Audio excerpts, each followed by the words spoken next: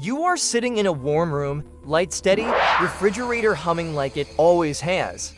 Outside, nothing looks wrong. Your phone shows full bars. News anchors smile and tell you everything is under control. This is how it starts. Not with sirens, not with flames, but with normalcy stretched thin. You assume tomorrow will behave like yesterday because it always has. That assumption is doing more work than you realize. Power grids do not fail dramatically. They hesitate, utilities issue polite statements. Officials ask for patience, heat fades quietly. Elevators pause between floors. Card readers blink once, then stop responding. You are still indoors, still clothed, still fed, but something fundamental has shifted. The margin you never saw is gone. What replaces it is silence, cold, and instructions to remain calm. You are told this is temporary. You want to believe that. Comfort depends on it. Collapse does not kick the door down, it waits until you stop checking the locks. And by then, options feel narrower than advertised. If you are waiting for reassurance, this is not it. If you need permission from officials, experts, or consensus before you act, this will feel uncomfortable fast. That's intentional. What follows is not designed for passive consumption or emotional safety. It's for people who notice patterns early and refuse to outsource their thinking. You are not paranoid for questioning systems that benefit from your dependence. You are not extreme for preparing before the crowd notices the exits. You are simply early. That comes with social friction. Friends will roll their eyes, media will label you dramatic. Institutions will tell you to relax. This is the test, not of fear, but of honesty. Can you sit with information that contradicts comfort without flinching? Can you accept that stability is conditional? If yes, stay. You step into your apartment and everything feels secure. Locked doors, gated access, cameras, the hum of modern systems working for you. That sense of safety is real enough, but it's conditional. Apartments are convenient, efficient, and compact, designed to streamline life. What they are not is resilient. Urban infrastructure prioritizes density over redundancy. Elevators, plumbing, electricity, and security rely on centralized systems. When those systems fail, the very efficiency that seemed comforting becomes a liability. A single power outage can freeze elevators, disable heating, and silence entry systems simultaneously. Water pressure drops quietly, and suddenly every floor above the fifth is dependent on what little remains. Your apartment, which once seemed like a fortress, becomes a delicate perch. Outside, streets fill with people whose routines no longer function. Inside, you notice the thinness of margins you never considered. This isn't fear-mongering, it's recalibration. Understanding the limits of your environment shifts your role from passive resident to strategic occupant. Comfort is fine, but it cannot replace awareness. The myth of inherent apartment safety dissolves the moment systems falter, and the question becomes whether you are ready to act before efficiency collapses completely. Awareness is the first true form of protection. You assume your apartment's heating will persist because the building hasn't failed, the thermostat still responds, and the boiler hums predictably. That assumption is convenient and dangerously misleading. Centralized heat is not a technical inevitability. It's a managed service, a complex chain of fuel supply, bureaucratic approval, and operational oversight. When pressure mounts, cold snaps, fuel shortages, or municipal triage decisions are made quietly, not democratically. Fuel is allocated where it benefits the most critical systems first: hospitals, government buildings, priority infrastructure. Residential units come later, if at all. Compliance matters more than need. If meters, contracts, or regulations are out of order, warmth can be cut without fanfare. Meanwhile, neighbors with alternative heat sources quietly gain an advantage. Food, by contrast, travels through decentralized networks. It can be stockpiled, grown, or sourced locally. Warmth in dense apartments cannot. You are not imagining scarcity. You are witnessing a system designed to ration comfort. Understanding this is crucial. Your assumptions about heat are permissions you never earned. By the time utilities announce shortages publicly, options are already constrained. In practice, staying warm becomes a matter of foresight, not hope, and renters are almost never first in line. Recognizing that gap is the first step toward control. You think of cold as a technical failure, a momentary inconvenience. History tells a different story.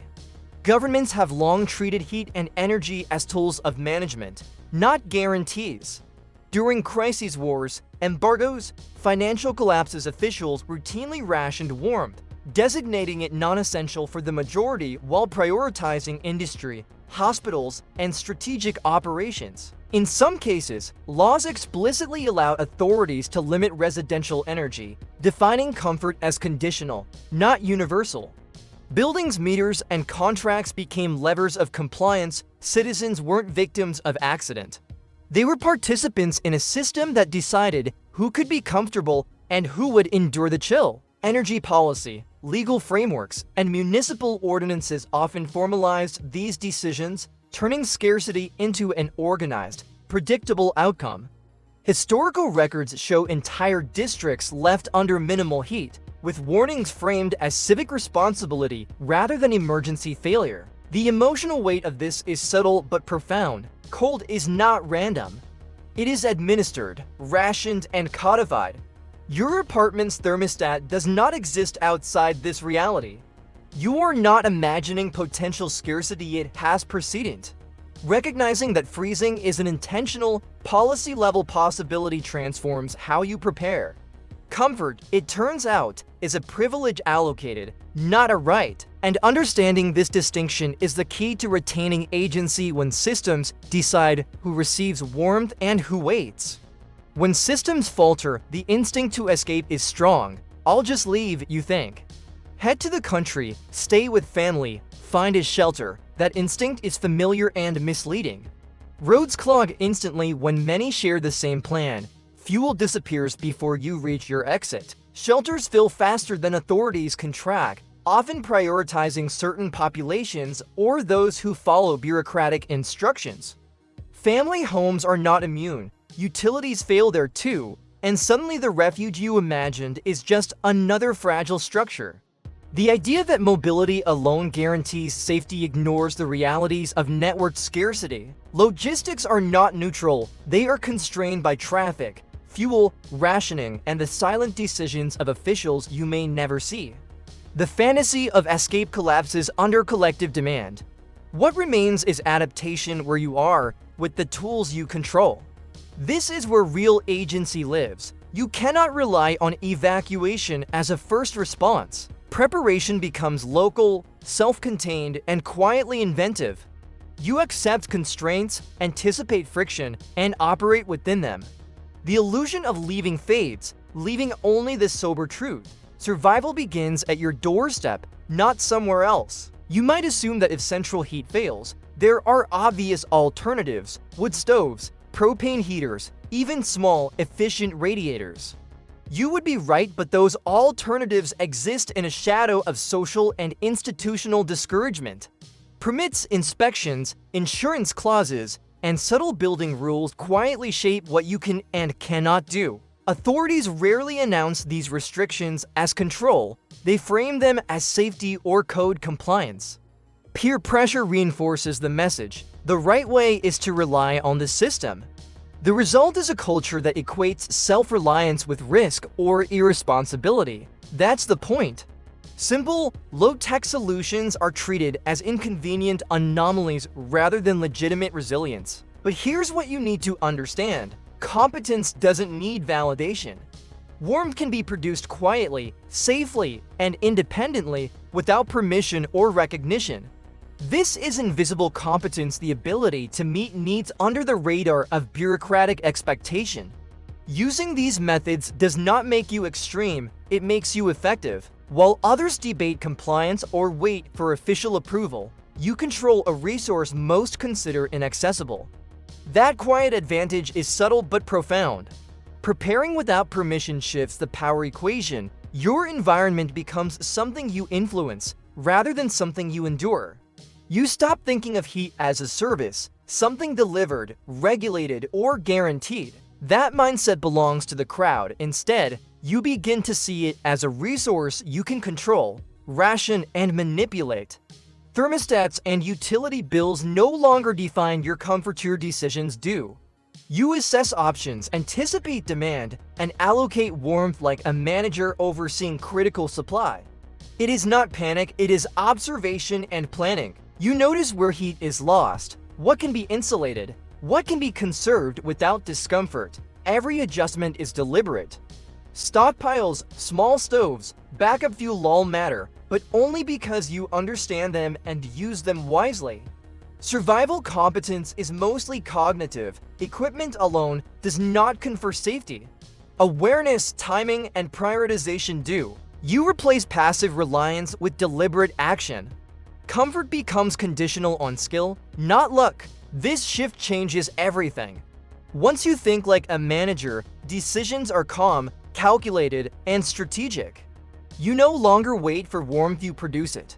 You no longer hope systems hold, you plan for when they fail. Mastery starts in the mind. Cold does not announce itself with sirens. It does not need dramatic spectacle to be lethal.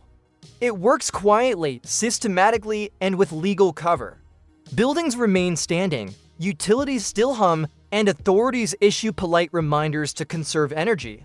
Yet every degree lost filters the unprepared. Neighbors who relied entirely on convenience find their options shrinking. Elevators stop, pipes freeze, and the warmth others took for granted vanishes. No law is broken, no one is singled out. The system itself does the work. Cold is the most civilized form of attrition, silent, bureaucratically invisible, and socially ignored. It removes dependence without confrontation, rewarding foresight while punishing assumption. Your survival depends not on courage or visibility, but on subtle competence. You must anticipate shortages, manage fuel, and secure heat before the official narrative recognizes scarcity. The margin for error is narrow, and each misstep carries consequences that remain unseen until it is too late. Understanding this shifts your perspective. Preparation is not about alarm or drama. It is about ensuring you remain inside the circle of capability while the world quietly filters itself. Degree by degree, systems fail quietly and predictably. Supply chains, policies, and public assurances are fragile because they rely on coordination, compliance, and infrastructure that can be interrupted. Physics does not negotiate. Heat rises, insulation works, friction slows motion, and fuel burns at a known rate. These truths are consistent, verifiable, and independent of permission.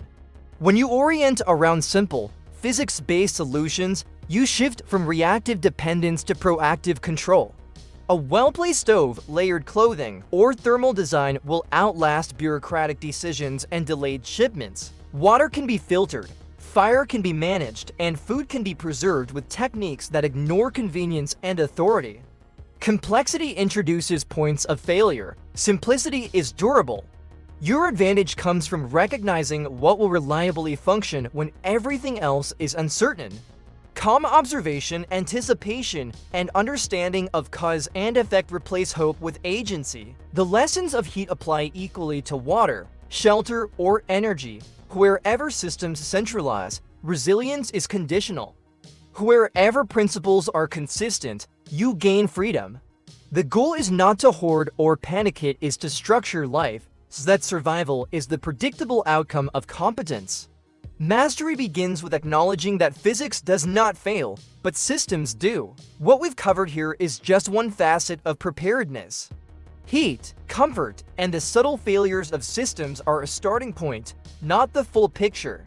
If you recognize the patterns, the next step is connecting them, seeing how scarcity, infrastructure, and policy intersect across food, water, and mobility. This is not about fear, it's about clarity and competence. Each insight builds on the last, and each decision you make compounds in effectiveness. Consider this video one node in a larger framework of quiet, practical readiness.